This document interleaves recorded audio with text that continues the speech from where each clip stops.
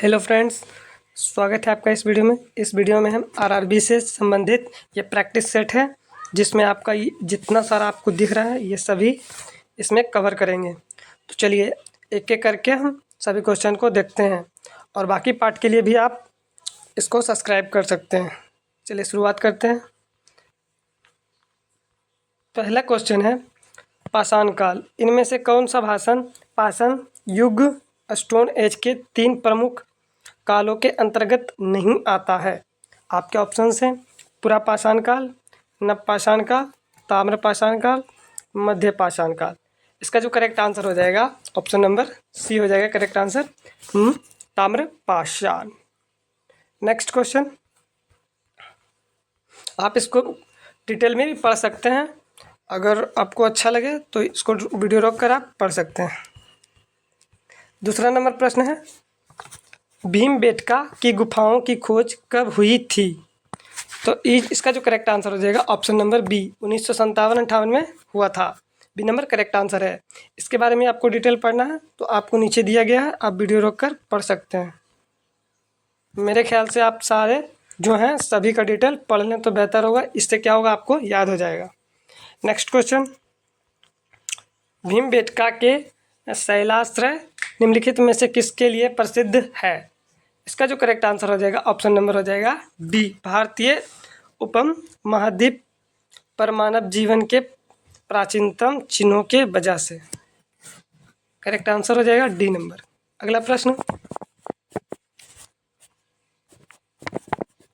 4 number प्रश्न है भारत में पाषाण काल लीन शिला चित्रकारी कहाँ पाई जाती है? पाषाण काल में जो चित्रकारी शिला है वह कहाँ पाई जाती है? इसका करेक्ट आंसर हो जाएगा ऑप्शन नंबर बी, भीमबेटका में। अगला प्रश्न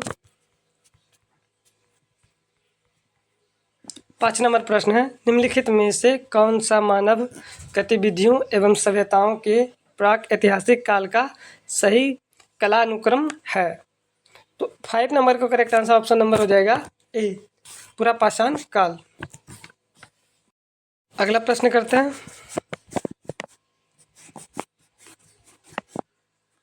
6 नंबर प्रश्न है सिंधु घाटी सभ्यता के समय में शिल्प निर्माण के लिए सीप कहाँ से प्राप्त किए जाते थे? तो इसका जो करेक्ट आंसर हो जाएगा ऑप्शन नंबर सी, नागेश्वर से प्राप्त किए जाते थे। अगला प्रश्न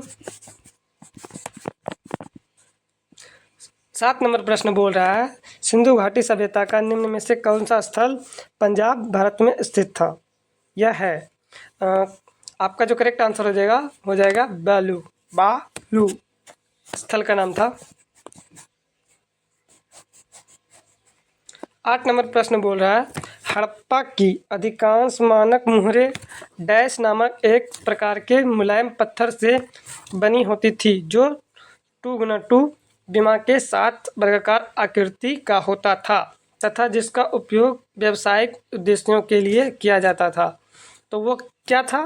तो उसका जो करेक्ट आंसर हो जाएगा ऑप्शन नंबर हो जाएगा सिएटाइट। Correct answer option number C हो जाएगा, सिएटाइट। इसको आप डिटेल में भी पढ़ सकते हैं।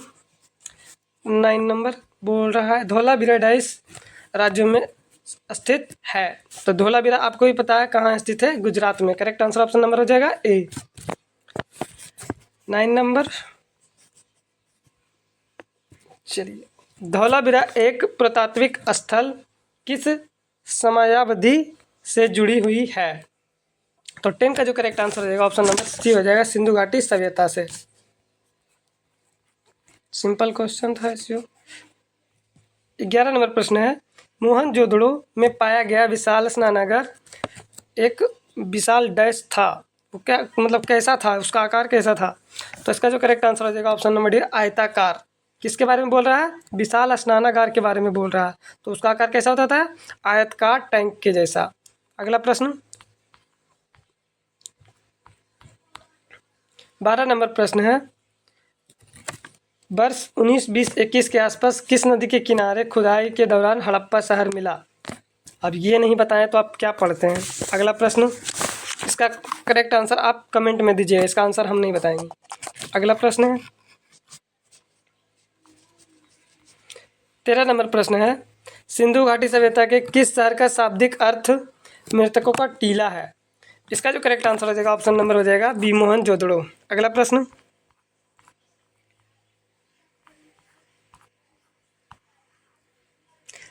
14 नंबर प्रश्न है, मोहनजोदड़ो शब्द का अर्थ क्या है? मोहनजोदड़ो शब्द का अर्थ क्या है?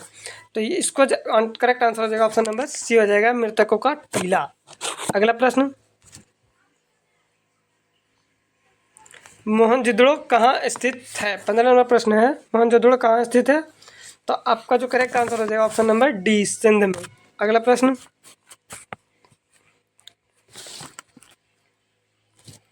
16 नंबर प्रश्न कह रहा है, हड़प्पा सभ्यता का कौन सा शहर विशिष्ट रूप से मानके बनाना, सीप काटना, धातु की वस्तुएं बनाना, मुहर बनाना, तराजू का निर्माण करना आदि कार्यों सहित शिल्प उत्पादन के लिए समर्पित था? इसका जो करेक्ट आंसर हो जाएगा ऑप्शन नंबर बी हो जाएगा चनहुदड़ो। यहाँ पर जितने सारे जो यूज के सामान हैं सारे यहाँ पर चिन्हित मिले हैं। अगला प्रश्न, इसको आप डिटेल में पढ़ सकते हैं, वीडियो रोककर बेहतर रहेगा। 17 नंबर प्रश्न बोल रहा है, सिंधु घाटी सभ्यता के निम्न में से किस स्थल को सबसे पहले खोजा गया था? तो 17 का जो करेक्ट आंसर हो जाएगा वो हड़प्पा, सबसे पहले इसी का खोज किया गया था। अगला प्रश्न,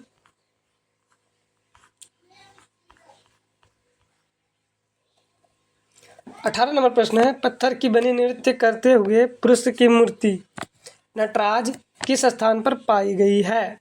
तो इसका जो करेक्ट आंसर हो जाएगा ऑप्शन नंबर सी, ये हड़प्पा।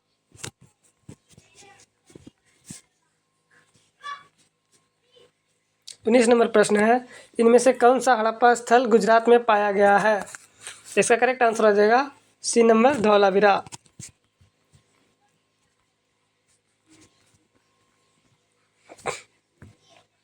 निम्नलिखित में से कौन सा स्थल सिंधु घाटी सभ्यता का हिस्सा नहीं है? आपके ऑप्शन है मोहनजोदड़ो, हड़प्पा, लोथल, उरुक। तो करेक्ट आंसर इसका हो जाएगा डी नंबर, उरुक। बाकी ये सभी हैं। अगला प्रश्न, इसको आप डिटेल में पढ़ सकते हैं, वीडियो रोककर अच्छा रहेगा। सिंध सभ्यता के इनमें से किन स्थल में जलाशयों के लिए साक्ष्य मिले हैं? इसका जो करेक्ट आंसर हो जाएगा ऑप्शन नंबर हो जाएगा बी नंबर, धौलावीरा। अगला प्रश्न, 22 नंबर प्रश्न है, पुरातात्विक स्थल सुरकोटदा किस राज्य में स्थित है? तो इसका जो करेक्ट आंसर हो जाएगा ऑप्शन नंबर हो जाएगा डी, गुजरात। सुरकोटदा स्थल कहाँ स्थित है? गुजरात। करेक्ट आंसर डी हो जाएगा।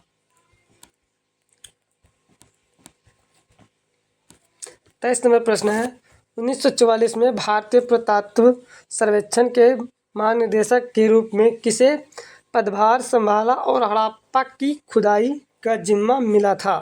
तो ये जो था हड़प्पा था उसको मिला था दयाराम साहनी को। करेक्ट आंसर ए हो जाएगा। अगला प्रश्न, 24 नंबर प्रश्न है, प्रसिद्ध सिंध घाटी स्थल मोहनजोदड़ो की पहली बार खुदाई किस प्रख्यात भारतीय पुरातात्विक द्वारा की गई थी? तो इसका जो करेक्ट आंसर हो जाएगा option number C, R D Banerjee. R D Banerjee उसे कहते हैं रामदास बनर्जी, दयाराम। करेक्ट आंसर हो जाएगा सी नंबर। 25 नंबर क्वेश्चन है, सिंध घाटी सभ्यता वर्ष पुरानी है, कितनी डेज पुरानी है? दक्षिण में गंगा घाटी के निचले क्षेत्रों व उत्तर में मालवा तक फैली हुई थी। तो ये कहाँ, मतलब कितनी दूर तक फैला हुआ था? तो इसका जो करेक्ट आंसर है 3000 ईसा पूर्व। तो आज का जो सेट हुआ समाप्त हुआ, अब अगला सेट कल लाएंगे।